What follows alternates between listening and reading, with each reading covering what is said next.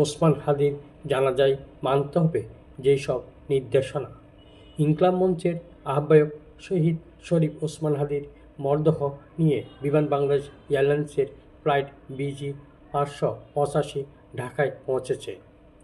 শুক্রবার 19 ডিসেম্বর সন্ধ্যা 6টায় ফ্লাইটটি হজরত শাহজালাল আন্তর্জাতিক বিমানবন্দরে অবতরণ করে। হাদির জানাজা শনিবার দুপুরে সংসদ ভবন এলাকায় অনুষ্ঠিত হবে। শুক্রবার 19 ডিসেম্বর প্রধান উপদেষ্টা প্রেস ইয়ং থেকে এই তথ্য জানানো হয়।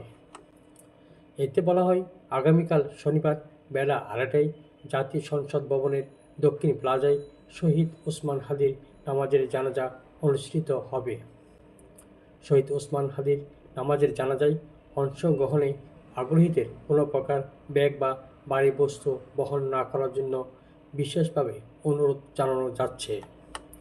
একই সঙ্গে সংশ্লিষ্ট সবার অবগতির জন্য জানানো যাচ্ছে, এ সময় সংসদ ভবন ও এর আশেপাশে এলাকায় ড্রোন ওড়ানো সম্পূর্ণ নিষিদ্ধ। এর আগে গুলিবিদ্ধ হয়ে সিঙ্গাপুরে চিকিৎসাধীন অবস্থায় বৃহস্পতিবার রাত 10:45টার দিকে মারা যান ইনকলাব মঞ্চের আহ্বায়ক শরীফ ওসমান হাদি। জাতীয় নির্বাচনে ঢাকা 8 আসনের সম্ভাব্য প্রার্থী হিসেবে নির্বাচনী প্রচারের সময় গত 20 ডিসেম্বর দুপুরে গুলিবিদ্ধ হন হাদি। গুলি মাথা ভেদ করে যাওয়ায় গুরুতর আহত হন।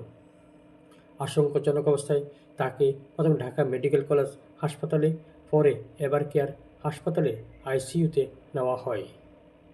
3 দিন পর সোমবার দুপুরে উন্নত চিকিৎসার জন্য সিঙ্গাপুরে নিয়ে যাওয়া হয়েছিল।